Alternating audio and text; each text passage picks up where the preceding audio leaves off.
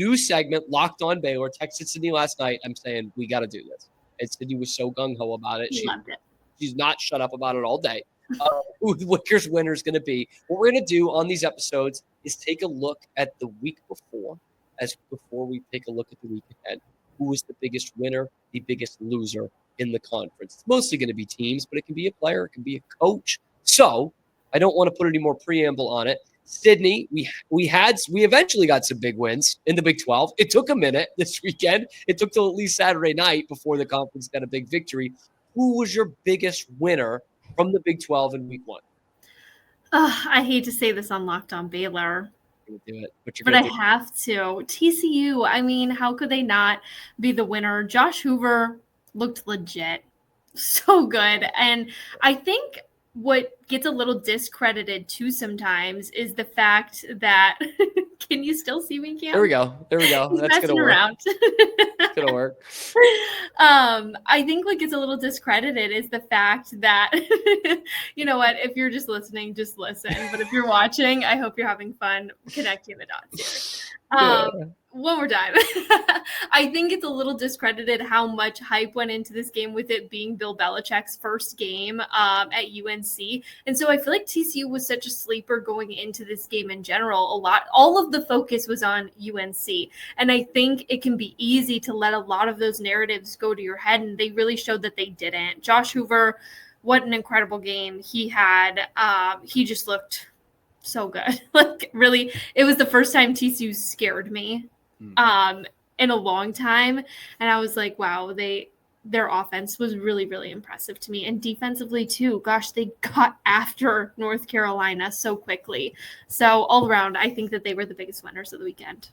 Yeah, and not to discredit TCU because they did look really impressive. I think a lot of people were wondering what we were going to see from Belichick's UNC team.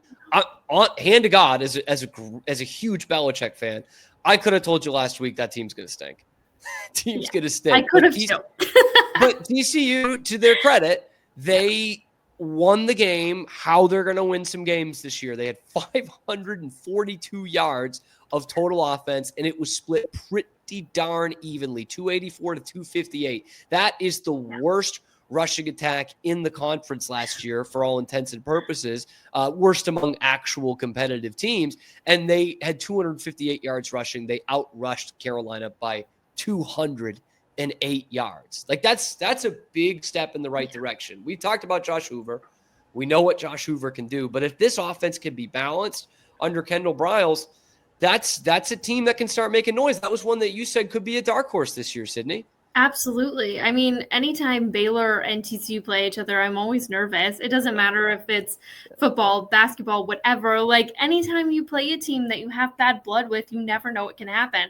I mean, I know that from growing up watching Michigan games. I didn't think Michigan had a chance against Ohio State last season, and look at what happened. You know, like, you never know with those rivalry type games. So I think this was a huge eye-opener. Maybe this TCU team is a lot better than we think it is. I really thought they were going to be middle of the Big 12 all season long. But now after seeing how they performed against UNC, I think that they could be in the top 4 of the Big 12 now. So definitely different. But they're my biggest winner of the week. Should we talk about the losers?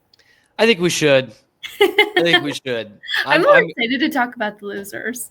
I know. I've got a morbid curiosity on it. So I've taken the mantle, at least in week 1, to talk about the loser. And it's someone that you'll recognize from Baylor's schedule because they're right before TCU.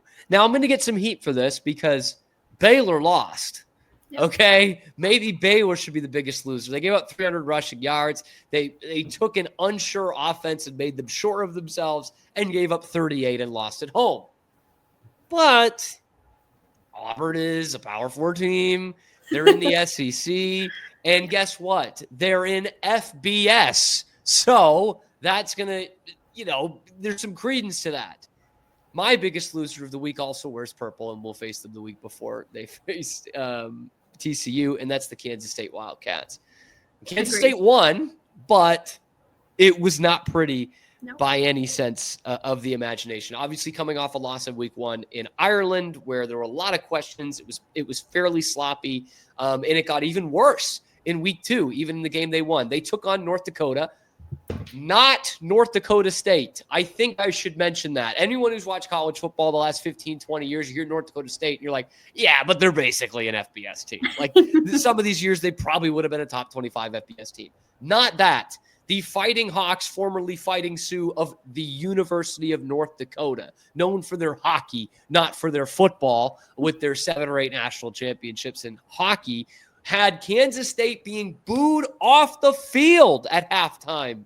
21-17. They're down at half. Their own fans are booing them. Sydney, like, does anybody know how much it takes for them to boo Kansas State? Like, if you had told me Kansas State was one of those places that just never boos their own team ever, like A&M does, I would have totally understood that. They play at Bill Snyder Family Stadium. Bill Snyder's like the nicest coach to ever exist. And it's Kansas, and they were booing their own team off the field. This is a team that's supposed to be winning the Big 12 championship this year, and they need a 2-minute game-winning touchdown drive to beat North Dakota. Yeah, I think it was a 2-minute game-winning touchdown drive. So going back to like even like the week before playing Iowa State, like they just didn't look good to me at all. I think Iowa State is decent this season. I like them. They are in the top 25. Like, I get it. I like Iowa State this season, but Kansas State, like you said, they were supposed to be good. They're supposed to be better. They're supposed to be the top dogs. Well, they're not looking like it at all, and they've had 2 weeks of football under their belts this season.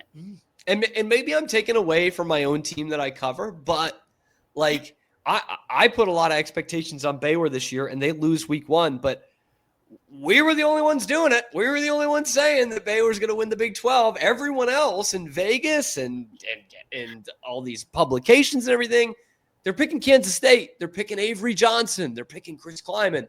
And that was like bad. That was not good football on Saturday against a team that was 26th in total offense last year. Yeah. In the FCS. Come on. It's Kansas State. That is the loser of the week for the Big 12 for me. But if you have a different loser of the week or a different winner of the week, I know there are some Utah fans ready to type in. Let us know in the comment section below. Overall, not a terrific week for the Big 12, I will say. That TCU victory did help out quite a lot, and certainly Utah over UCLA. But it was not a very strong week for the Big 12. Hopefully that changes coming up this weekend, and the Big 12 can make it 2 in a row over the ACC as Baylor takes on SMU.